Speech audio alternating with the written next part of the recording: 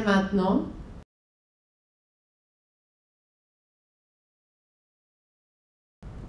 Oui, bonsoir.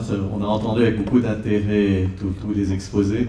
J'aurais une question peut-être un peu de béotien, vous m'en excuserez, vous êtes plus spécialiste. On entend partout effectivement le même refrain qui est tout à fait fondé d'ailleurs sur les énergies alternatives. On est obligé d'y aller, on ira. Simplement, beaucoup de scientifiques disent ne vous leurrez pas, de toute façon, en termes de proportion, aujourd'hui, toutes les énergies alternatives du monde ne suffisent pas à remplacer les énergies fossiles qui, de toute façon, sont maintenant, à vue humaine en tout cas, a-t-on atteint le pic ou pas, je n'en sais rien, mais en tout cas, à vue humaine, devront être traitées. Qu'en pensez-vous et y a-t-il des solutions optimistes? Bah, vous avez un micro, vous vous débrouillez. Hein.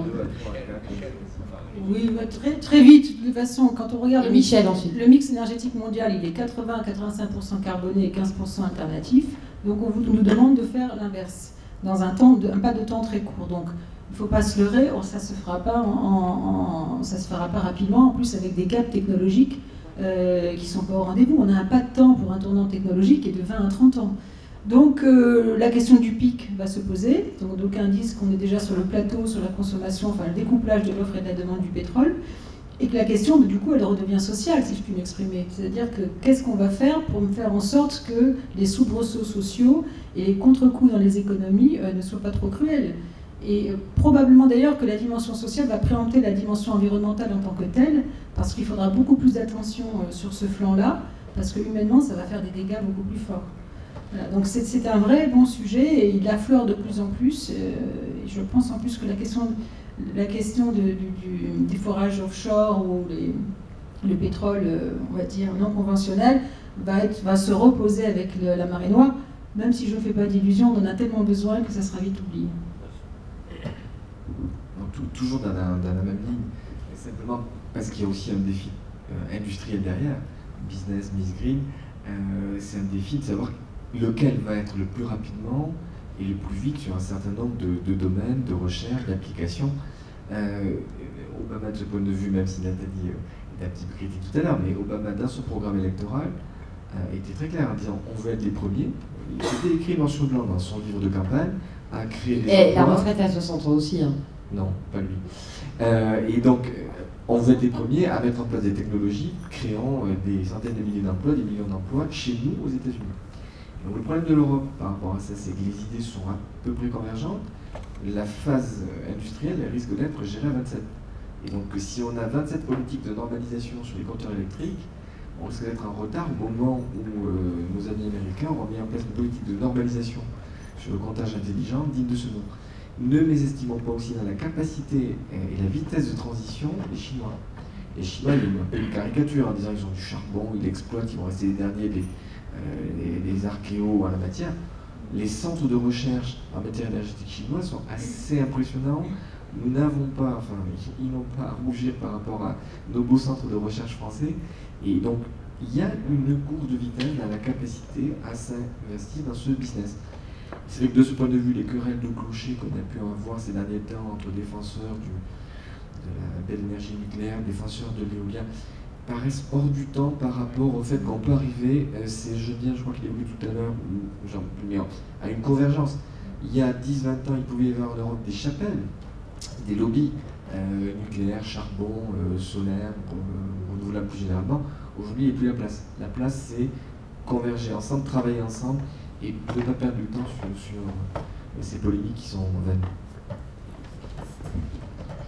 Moi, je voudrais amener un autre élément de réponse là, à votre question. On parle de mix énergétique et de quelle sera l'énergie du futur, quelle sera l'énergie de remplacement. En fait, c'est pas la bonne question, quoi. La première question, c'est comment réduire la dépense énergétique, quoi. Et ça, c'est la première chose qu'il faut faire. Et malgré un certain cynisme politique, je voudrais souligner que hier s'est terminée la commission mixte paritaire entre l'Assemblée et le Sénat sur le vote de la loi Grenelle 2. Il y a un dispositif qui est voté par les Français, qui est assez unique en Europe, qui est le mécanisme des certificats d'économie d'énergie, dans lequel ma société va s'impliquer cette année, puisqu'on va aider les gens à atteindre les objectifs de réduction d'énergie qui sont assez colossaux dans cette deuxième phase qui va démarrer de 2010 à 2013. Et il faut inciter les distributeurs d'énergie à faire des travaux d'efficacité énergétique, et il faut que cette efficacité énergétique soit au cœur du comportement de chacun, quoi. Et dans les scénarios de l'ADEME, il y a des scénarios de substitution d'une énergie à une autre, mais le seul moyen de s'en sortir et de renverser ça, c'est d'infléchir la demande, et dans tous les scénarios de l'ADEME, vous avez une petite partie bleue qui est la réduction énergétique. Et ça, il y a un potentiel énorme. Le problème, c'est comment le valoriser, comment créer un business ou des incitations autour de ça. Aujourd'hui, le seul moyen qu'on a à faire, c'est des obligations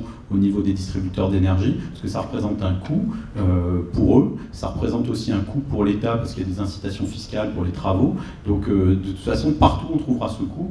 Et malheureusement, on est dans une époque où il n'y a pas d'argent. Donc, on a vécu dans un siècle d'enfants gâtés avec beaucoup d'énergie fossile, pas mal d'argent, et dans ce siècle, on n'aura plus d'énergie fossile et des problèmes de liquidité ou des pouvoirs publics. Donc il va falloir qu'au niveau des citoyens, des comportements, de la philosophie générale, les gens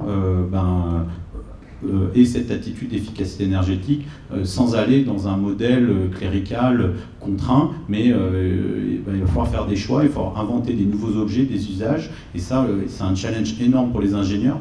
Dans le design des objets, on devrait incorporer le fait qu'ils soient efficaces énergétiquement, leur recyclage, et ça, c'est pas encore complètement en place. Donc, dans la conception de nos modes de vie, il faut que ça rentre en compte. Donc, de plus en plus, on parle de bâtiments HQE, de villes durables, mais ça reste encore des grands concepts. Il faut que les objets de grande consommation intègrent ces problématiques-là, il n'y a que comme ça qu'on s'en sortira. Mais moi, ma réponse, c'est oui, la réduction de la consommation énergétique.